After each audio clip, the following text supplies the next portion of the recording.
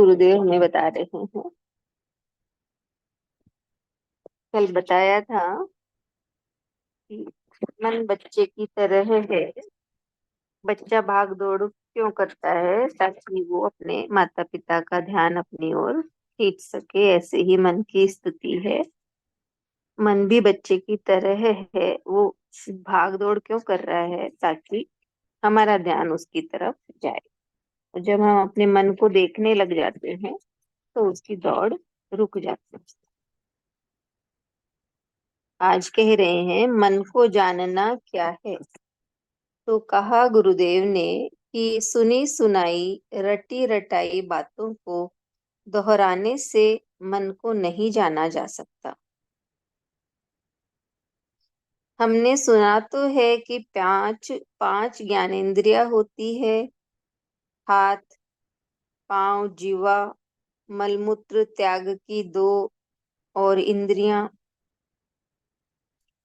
यहाँ जीवा का स्थान दो प्रकार की इंद्रियों में है। एक और जब हम जीवा से स्वाद लेते हैं तो वो ज्ञानेंद्री कहलाती है। तो दूसरी ओर जब बोलने के काम में आती है तो कर्मेंद्रिय कहलाती है। हमने ये भी सुना है कि इन 10 इंद्रियों से ऊपर मन का स्थान है। किंतु हमने यह कब देखा सुना कि मन कहाँ कहाँ चक्कर काटता है,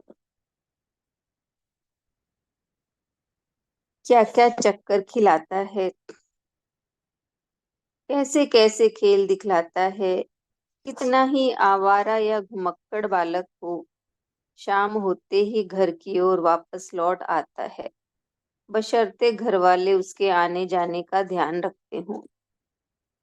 उसी प्रकार कितने ही विषयों के पीछे भाग दौड़ करने वाला मन हो, यदि उसे समझ में आ जाता है कि उसका गृह स्वामी भीतर वाला उसे देख रहा है दृष्टा बनकर, तो उसकी भाग दौड़ धीरे धीरे कम होने लगती है और समय पाकर छूट भी जाती है। अर्थात मन का अवलोकन ही वह सीधा सरल मार्ग है जो हमें आध्यात्मिक राह पर बढ़ने में सहायक सिद्ध होता है।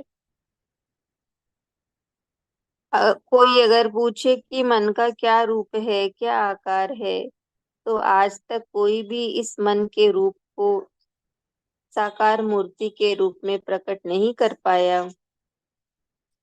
हाँ, जिस किसी ने किसी साकार मूर्ति को रूप को मन में बसा लिया, वह प्राणी इस मन के खेल को समझने में अवश्य ही सफलता प्राप्त करता है। जिसका मन मंदिर बन गया, जिसने अपने हृदय में प्रभु प्यारे को प्रतिष्ठित कर लिया, वही वास्तव में मन का सदुपयोग कर पाता है। ऐसा भक्त मन के द्वारा भक्ति जितना आनंद ले पाता है, शायद कोई और प्राणी नहीं ले पाता। उसकी पूजा कर्मकांड न बनकर मानसिक पूजा का रूप ले लेती है।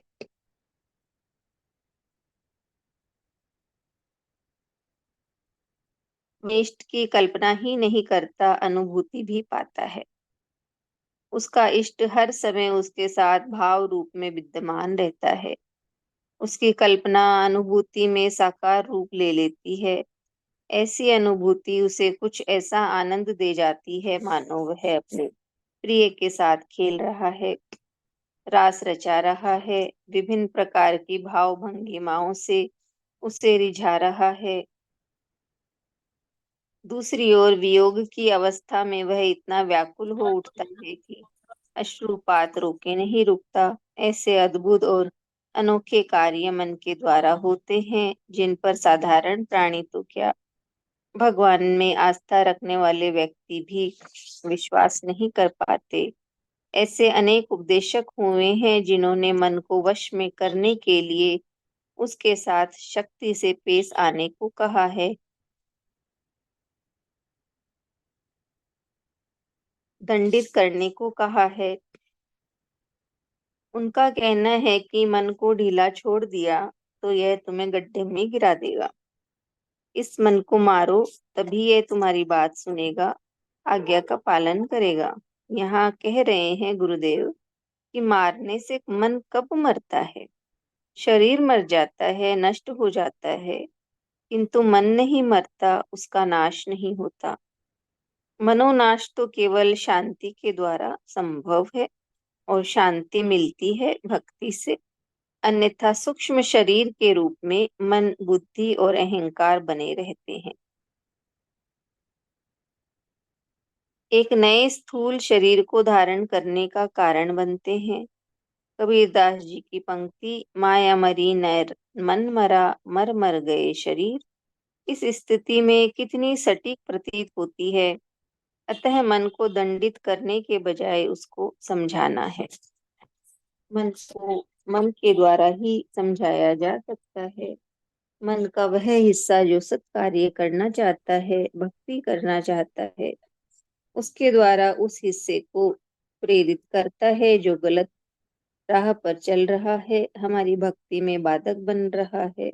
इसलिए मन मनन का विषय है, न कि दंड करने का। इतना ही पढ़ दूं।